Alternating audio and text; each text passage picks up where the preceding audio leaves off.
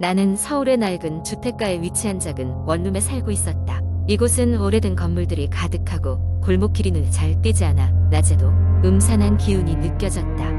하루는 퇴근 후 집에 돌아와 씻고 저녁을 먹고 나서야 소파에 누워 쉴 수 있었다. 피곤했던 나는 그렇게 스르르 짬이 들었는데 갑자기 밖에서 이상한 소리가 들렸겠다. 처음에는 고양이 울음소리라고 생각했다. 그러나 곧 그 소리가 점점 커져가며 사람의 울음소리처럼 들리기 시작했다.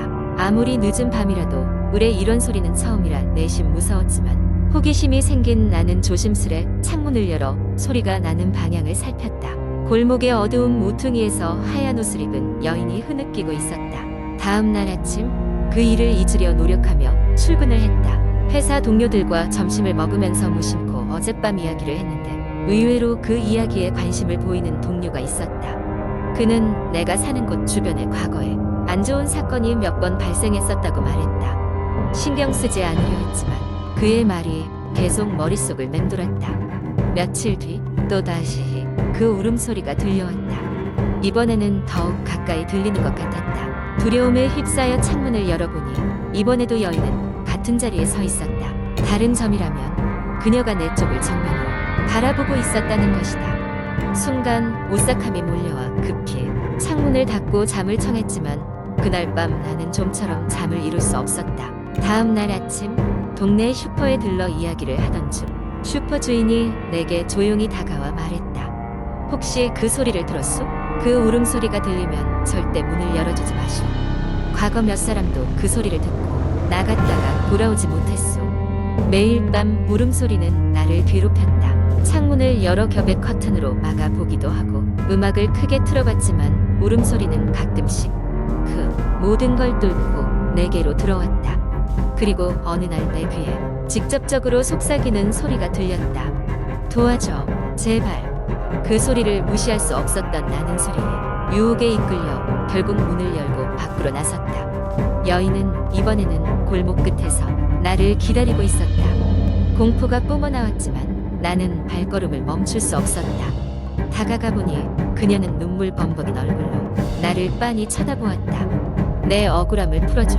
그래야 나도 이곳을 떠날 수 있어. 그녀의 목소리는 체념과 슬픔으로 가득 차 있었다. 그녀의 이야기는 끔찍했다. 이 거리가 아직 활기찼던 시절 그녀는 이곳에서 살해당했다고 했다.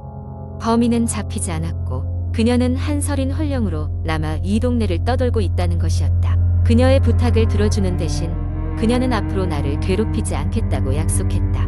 나는 그녀의 부탁을 접수하고 그 사건을 파헤치기로 마음먹었다. 오래된 신문 기사와 경찰 기록을 쫓고 불안한 눈초리를 피하며 동네를 탐문했다. 시간이 흘러서야 나는 그녀의 죽음에 얽힌 진실에 다가설 수 있었다. 사건의 진실은 생각보다 깊고 복잡했으며 지역 주민들 사이에 묵인된 비밀과 연결되어 있었다.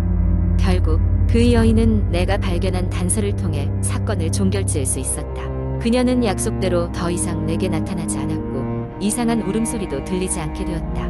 그러나 여전히 그 밤들을 기억하는 나는 이따금씩 골목의 그 어둠 속에 무언가가 숨겨져 있는 듯한 느낌을 지울 수 없었다.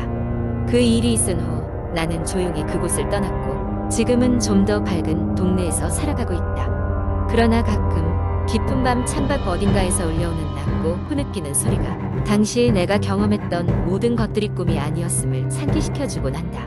두 번째 이야기. 몇 년 전 대학을 갓 졸업하고 사회에 첫 발을 내딛기 전 친구들과 함께 마지막으로 특별한 추억을 만들고자 폐가 체험을 계획했습니다. 우리는 인터넷에서 유명한 한적한 마을에 있는 오래된 폐가를 찾아가기로 했습니다.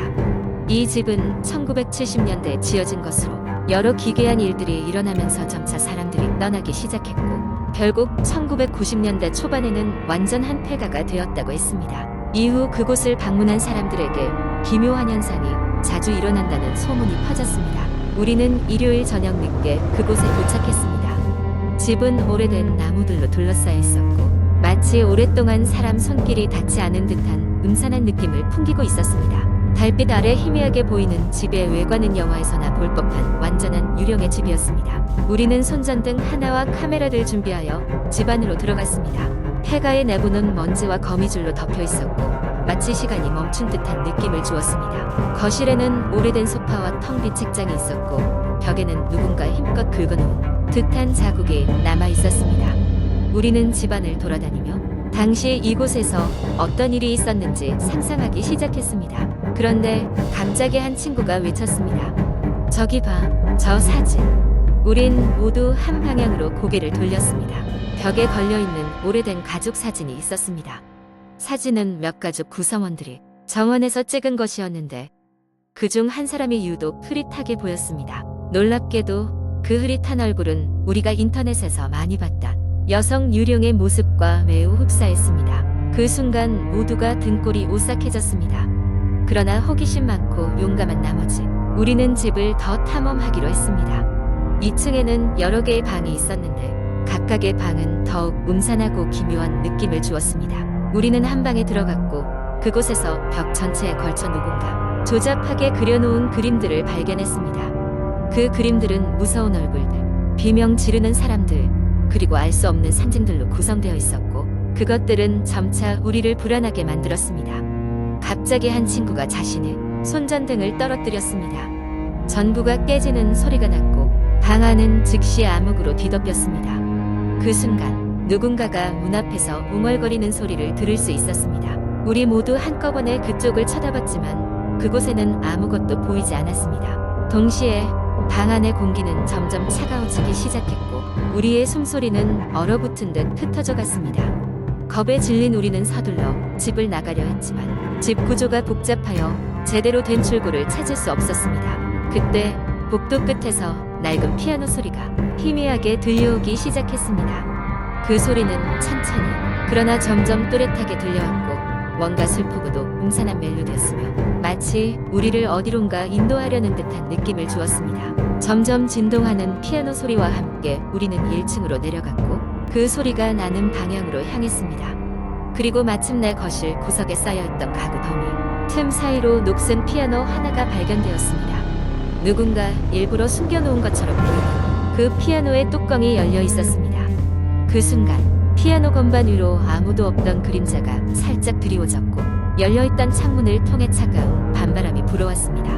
우리가 정신을 차렸을 때 피아노 소리는 멈춰 있었고 그림자도 사라졌습니다. 동이 트기 시작할 때까지 아무런 소리도 들리지 않았습니다. 결국 우리는 그 집을 빠져나와 다시는 돌아가지 않기로 맹세했습니다. 그 후로도 집에 대한 소문은 계속 돌았고 사실 그날 이후로 그 집에는 더 많은 사람들이 방문하곤 한다고 들었습니다. 그러나 나와 내 친구들은 그날의 경험을 절대 잊을 수 없었습니다. 그로부터 몇 년이 지난 후 우리는 그 집에 다시 가볼 생각을 했지만 이미 그곳은 철거되고 다른 건물이 세워졌다는 소식을 들었습니다. 하지만 그 이전에 그곳을 방문한 사람들 사이에서는 이상한 소리가 들리거나 유령을 목격했다고 주장하는 이들이 여전히 있다는 소문이 돌고 있었습니다. 혹시나 그곳을 다시 방문하게 된다면 어떤 기묘한 일이 기다리고 있을지 모릅니다. 여러분도 용기가 있다면 한 번쯤은 시도해 보시길 바랍니다. 다만 그 집의 과거가 무엇인지 어떤 일이 있었는지에 대한 궁금증은 여전히 풀리지 않고 있습니다. 세 번째 이야기 어느 작은 마을에 주인 없이 버려진 오래된 저택이 하나 있었다. 사람들은 그 저택에 귀신이 산다고 믿었다. 어릴 적부터 마을 사람들은 그 집 근처에 가지 않으려 했고 밤이 되면 저택 근처로 지나가는 것은 엄격히 금기였다. 사람들은 저택 주변을 서성이며 안에서 불빛이 깜빡이거나 창문이 갑자기 열었다가 닫히는 모습을 목격했다고 이야기하곤 했다. 주인 없는 저택의 소문은 차츰차츰 커져갔다. 누구보다도 이 소문을 흥미롭게 여긴 이는 바로 마을에서 유일하게 외지에서 온 중학생인 민수였다. 민수는 친구들에게 그 저택에 가볼 용기가 있다고 큰소리쳤다. 그 도전적인 말에 친구들 역시 처음엔 무서워했지만 민수의 도전에 자극받아 함께 가보기로 했다. 어느 달이 없던 흐린 밤 민수와 그의 친구들은 플래시라이트를 든 채 조용히 저택을 향해 걸어갔다. 저택은 생각보다 더 거대하고 으스스하게 보였다. 그곳에 도달하자 일행은 잠시 숲속의 벌레 소리와 바람에 흔들리는 나뭇가지 소리 외엔 아무 것도 들리지 않는 것 같은 적막감에 휩싸였다. 그들은 떨리는 손으로 저택의 녹슨 대문을 밀고 안으로 들어갔다. 저택 안은 더욱 음산했다. 녹슨 가구들과 먼지 쌓인 카펫 사이로 얼굴도 모르는 사람들의 낡은 흑백 사진이 벽에 걸려 있었다. 그들이 첫발을 내디딜 때마다 삐걱거리는 나무 바닥 소리가 깊은 침묵을 깨뜨렸다. 민수는 친구들에게 용기를 주려 애써 밝은 목소리로 우리 여기서 무서운 건 없을 거야 라고 말했지만 그의 목소리도 떨리고 있었다. 그들은 저택의 각 방을 구경하기 시작했다. 서재에는 먼지 낀 책들이 가득했고 안방에는 오래된 거울과 가구들이 놓여 있었다. 그러던 중 친구 중 한 명이 저택의 복도 끝에 있는 문이 조금 열려 있는 것을 발견했다. 그 문은 지하실로 향하는 것 같았다. 모두가 주저하고 있을 때 민수는 결단을 내리고 그 문을 열고 지하실로 들어갔다. 그의 뒤를 따라 모두가 들어갔다.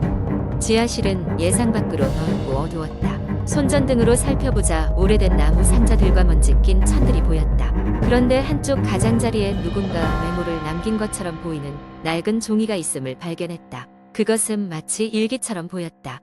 글씨는 희미해졌지만 몇 마디는 읽을 수 있었다. 그녀는 여전히 여기 있다.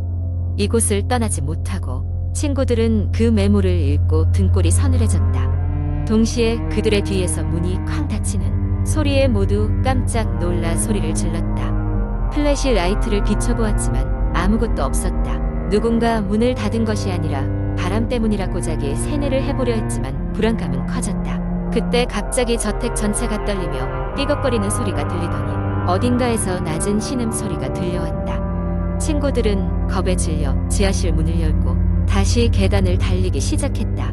온몸이 두려움에 휩싸인 그들은 정신없이 밖으로 달려나왔다. 한참을 달려 결국 저택에서 멀리 떨어진 곳까지 왔을 때 그들은 멈춰서서 서로를 확인했다. 모두가 무사했고 등 뒤로는 암울한 저택에 그림자만이 배경으로 서 있었다. 그날 이후로 누구도 그 저택에 다시 가려 하지 않았다. 하지만 시간을 지나 마을에 새로운 소문이 돌기 시작했다. 저택의 지하실에서 실종되는 여인의 유령이 매일 밤 사랑하는 사람을 기다리며 나타난다는 이야기였다. 그 소문은 민수와 친구들이 우연히 남기고 온 일기장에 의해 더욱 확고해졌고 저택은 그 어떤 무언가도 건드리지 못할 저주받은 장소로 남게 되었다.